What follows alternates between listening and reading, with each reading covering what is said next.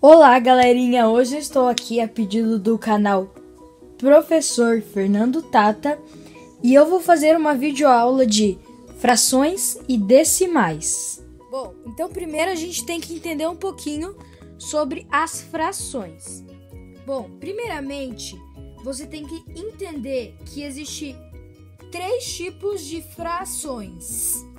Então eu vou demonstrar esses 3 tipos de frações para vocês e eu já volto. Bom, então, a primeira divisão das classificações é a fração própria.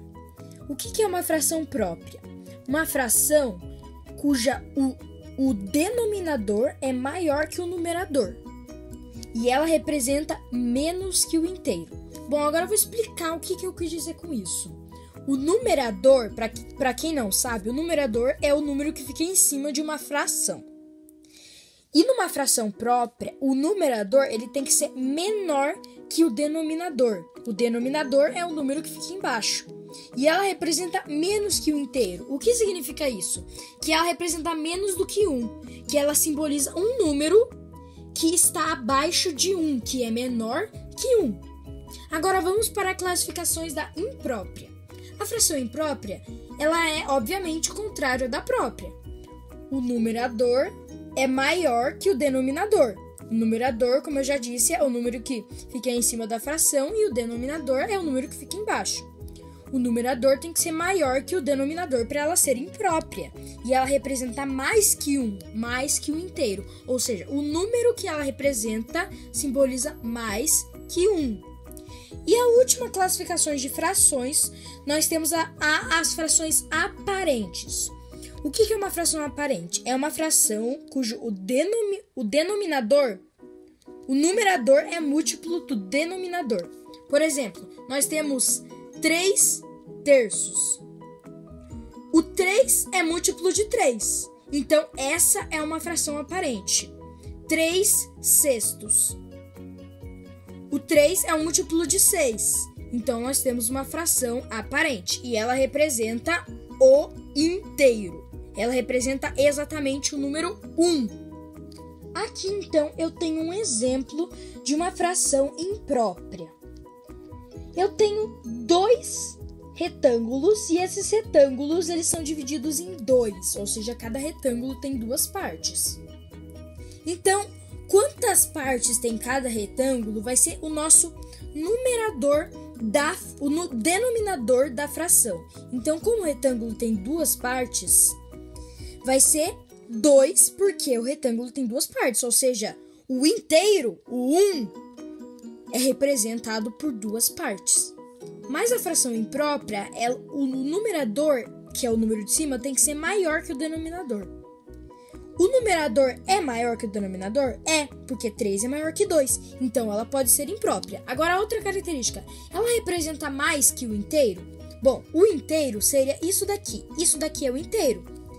E tem uma pecinha pintada a mais do que o inteiro. Então, sim, ela representa mais que o inteiro. Então, está certo. Isso é uma fração imprópria por todas as características que a gente viu. Agora aqui, gente, olha bem rapidinho. Eu tenho um exemplo de fração própria. Que eu tenho um quadradinho, um retângulo, né? Que é dividido em 4 partes. Então, o inteiro seria 4, né? Porque se tem 4 partes, todo o inteiro pintado seria 4 partes. Mas só tem 3 partes pintadas. Então, tem menos que o inteiro aqui. O inteiro vai ser o nosso denominador, que é 4, porque tem 4 partes. Mas só tem 3 pintadas, então vai ser o nosso numerador. E que fração é essa? Será que é própria? Vamos conferir. Quais são as características das frações próprias? As frações próprias, elas têm o numerador menor que o denominador. O numerador 3 é menor que o denominador, que é 4? Sim, porque 3 é menor que 4. Agora, outra característica. Ela é menos ou mais que o inteiro? Para ser própria, ela tem que ser menos. Vamos ver se é menos aqui? O inteiro é 4 partes e só está pintada 3. Então, sim, com certeza, está menos que o inteiro. Então, se esse exemplo está certo, está se representando a uma fração própria. Aqui, gente, a gente já tem um exemplo de uma fração aparente. Por quê? Lembra quais são as características das frações aparentes que eu disse? O numerador, que no caso aqui é o 5, ele é um múltiplo do denominador. 5 é um múltiplo de 5? Sim, porque na fila dos múltiplos, do 5 tem 5, 10, 15 e assim vai. Então 5 é um múltiplo de 5, sim. Isso já foi uma etapa para ser uma fração aparente. Agora, a outra característica, a fração aparente ela tem que ser o inteiro. Não pode ser menos que o inteiro, não pode ser mais, tem que ser o inteiro. Então, todos os quadradinhos pintados, todos que estão representados, todos que estão aqui não representam o inteiro e estão todos pintados. Então, sim, essa fração é o inteiro e ela é o numerador é um múltiplo do denominador. Então, está se referindo, sim, a uma fração aparente. Gente, agora eu vou explicar um negocinho para vocês, que para você entender você tinha que ter entendido o que eu acabei de explicar. Então, se você não entendeu, volta ao vídeo, pausa, bota lá nos comentários: Professor Fernando Tata, eu não entendi isso, você pode me explicar de novo? Que o professor Fernando vai fazer um outro vídeo para você, explicando tudo o que você quiser. Ó, por exemplo aqui, um número misto, o que é um número misto? Um número misto é a junção de uma fração. Aqui eu tenho um exemplo: x sobre y, que é uma fração, mas eu tenho um número inteiro na frente. E esse número inteiro é o número z. Então, essa é a característica do número misto. O número misto é pedaço inteiro e pedaço fracionário. E uma característica muito legal dele também, uma outra característica, é que somente as frações impróprias poderão ser transformadas em número misto. E somente os números mistos poderão ser transformados em fração imprópria. Então, entre eles, tem essa igualdade, mas é somente entre eles, não tem mais nenhum tipo de fração. É somente entre eles, tá bom, gente? Então, agora vamos para o exercício de fixação. Vamos, então, para o exercício de fixação. Primeiro tópico que vamos trabalhar: transforme números mistos em frações impróprias. Lembra que eu falei que números mistos só podem ser transformados em frações impróprias. Não podem ser transformados em frações próprias ou aparentes. São só em frações impróprias, tá bom?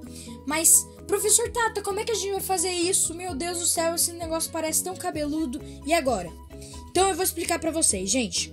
Uma regra que sempre vai se manter é que o denominador nunca vai mudar.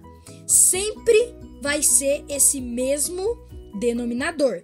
Então, como eu já expliquei para vocês, o denominador é o 5, você vai repetir o 5 no denominador. E o que você vai fazer agora? Você vai pegar o 2, que é o número, a parte inteira, né, desse número misto, e vai multiplicar pelo 5. E o resultado você vai somar com o numerador. Então, vai ser 2 vezes 5, 10. 10 mais 3, 13. E 13 vai ser o nosso numerador. E essa resposta, gabarito de nossa questão A. Vamos para B, então? Então, pessoal, olha aqui, eu coloquei mais 3 exemplos. Mas lembrando, tudo que você quer chegar na perfeição, você tem que o quê? Praticar. Só 4 exemplos não vai deixar você chegar na perfeição na questão de números mistos. Você tem que fazer muito mais exemplos. Se você quiser, o professor Fernando vai deixar mais exemplos aí para você fazer em casa, para você treinar, tá bom? Porque só esses daqui não vai fazer você chegar na perfeição em tópicos de números mistos. Mas vamos então para a nossa letra B. Lembra que eu falei para você? Denominador repete, porque nunca vai mudar. Multiplica a parte inteira com o denominador e soma com o numerador. E o resultado então vai dar 17. Nosso numerador 17. E respondida a nossa questão número B, letra B. A resposta 17 terços. Vamos para a questão letra C, então. Lembrando, denominador não muda. Multiplica o número inteiro com o denominador. Soma com o numerador. E isso vai dar exatamente 99. Essa é a resposta da nossa questão C, 99 oitavos. Vamos fazer a D, então? 36 mais 5, 41 nonos, gabarito de nossa questão D. Vamos lá, então? Agora, pessoal, nós vamos tratar de um segundo tópico para fechar a nossa aula, parte 1, sobre frações, tá bom? Então, agora vamos transformar a fração imprópria em número misto. Ai, mas professor, como é que a gente faz isso? Simples, meu querido aluno. Você tem que fazer o quê? Você vai fazer uma pergunta. Quantas vezes o 5 cabe dentro do 17? Quantas vezes o denominador cabe dentro do numerador? Essa é a simples pergunta que você tem que fazer a si mesmo. E lembra que eu falei que o denominador sempre repete? Então, você vai repetir o denominador sempre, nunca vai mudar. Mas voltando à nossa pergunta, você primeiro repete o denominador e agora faz a pergunta. Quantas vezes o 5 cabe dentro do 17? E eu respondo 3 vezes. E o 3 vai ser a nossa parte inteira, então, desse número misto. Mas 3 vezes 5 dá 15, ainda sobrou 2. Então, esse 2 você vai colocar no numerador. E então, essa é a nossa resposta, 3, 2 quintos. Vamos para a questão de letra B? Vamos então para a nossa questão de letra B. Como eu transformo essa fração imprópria, 8 terços, em número misto? Vamos lá. Primeiro passo, repita o denominador, porque ele nunca muda. Lembra? Segundo passo, faça a pergunta. Quantas vezes o denominador cabe dentro do numerador? Quantas vezes o 3 cabe dentro do 8? E eu respondo novamente. Cabe 2 vezes o 3 dentro do 8. 2 vezes 3 dá 6. Para 8 ainda sobrou 2. Então o 2 vai no numerador. E esse é o gabarito de nossa questão. Letra C. Primeiro passo. Hein, alunos? Qual que é o primeiro passo? Qual que é?